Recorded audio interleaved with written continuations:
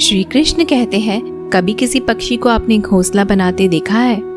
अथक परिश्रम करके तिनका तिनका बटोर कर वह पक्षी अपना घोंसला बनाता है, अपनी संतान के लिए एक सुरक्षित घर बनाता है। और फिर कहीं से तेज आंधी आती है, भारी वर्षा होती है और उसका वो घोंसला टूटकर बिखर जाता है।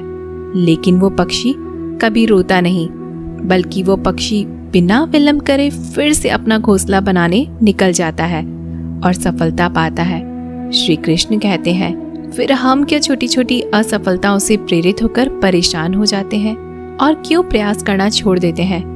कुल्हाड़ी की सिर्फ एक मार से पेड़ नीचे नहीं गिरता, हर चट्टान सिर्फ एक प्रयास से नहीं टूटती है। वैसे ही सफलता पाने के लिए हमें बहुत परिश्रम करना पड़ता है। एक दिन एक व्यापारी सुबह सुबह घर से निकला। घर से निकलते ही एक बिल्ली ने उस व्यापारी का मार काट दिया।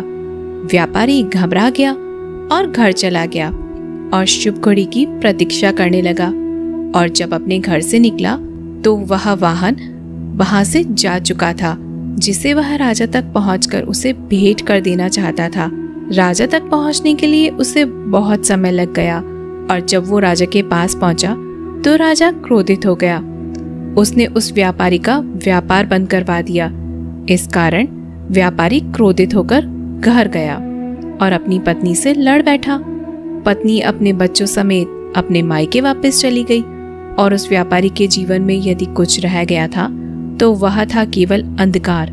और इन सब का कारण वह बिल्ली को मानता रहा, जिसने उसका रास्ता काटा था। ऐसे ही एक दूसरा व्यापारी राजा को भेंट देने के लिए निकला। उस व्यापारी का भी मार्ग एक बिल्ली ने काट दिया। वह व्यापारी भी थोड़ा घबराया, परंतु उसने आगे बढ़ना अधिक उचित समझा और राजा के पास सही समय पर पहुंचकर उसने राजा को प्रसन्न किया और राजा ने व्यापारी को अपना व्यापार बढ़ाने की अनुमति दी। स्वर्ण आभूषण दिए। व्यापारी घर पर पहुंचा और उसने वो आभूषण अपनी पत्नी को दिए और अपने बच्चों के लिए नए कपड़े भी लेकर गया। उसके घर के चारों तरफ प्रसन्नता थी। इन दोनों व्यापारियों के साथ एक ही घटना हुई, परंतु दोनों की प्रतिक्रियाएं अलग अलग थी। ऐसा हमारे जीवन में भी होता है। हमारे जीवन में भी कई समस्याएं आती हैं, परंतु उससे कई अधिक महत्वपूर्ण हमारी प्रतिक्रिया है और हमारी सोच का प्रभाव है, क्योंकि यही हमारे जीवन को आकार देती है।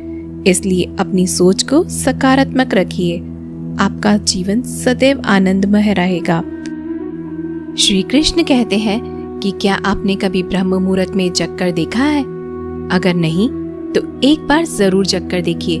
संध्या होने के पश्चात जब रात्रि का अंधकार सारे संसार को धीरे धीरे अपने अंधकार में निकलने लगता है, तो यही अंधकार ब्रह्म मुहूर्त में घोर होने से अधिक पूर्व तनिक अधिक काला हो जाता है।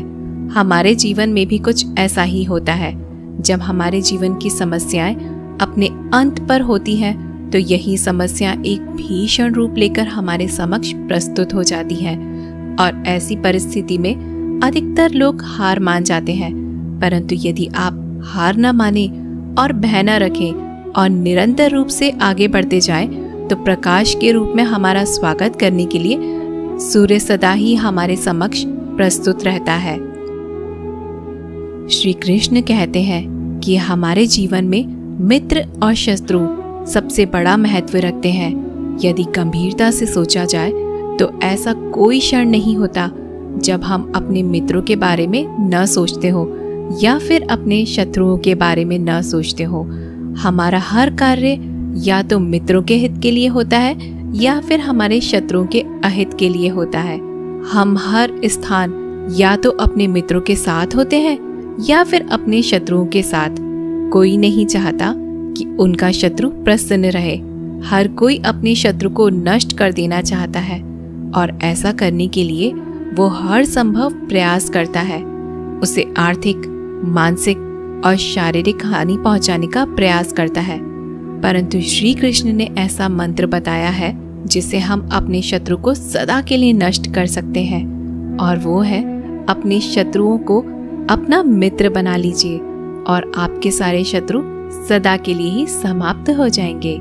दोस्तों, हम आशा करते हैं कि आपको यह वीडियो ज़रूर पसंद आई होगी। अगर आपको यह वीडियो अच्छी लगी हो तो वीडियो को लाइक करके हमें ज़रूर से बताइएगा, और अगर हमारे चैनल पर नए हो तो हमारे चैनल को सब्सक्राइब ज़रूर से करिएगा। दोस्तों, मिलते हैं अगली वीडियो में। तब तक के लिए धन्यवाद।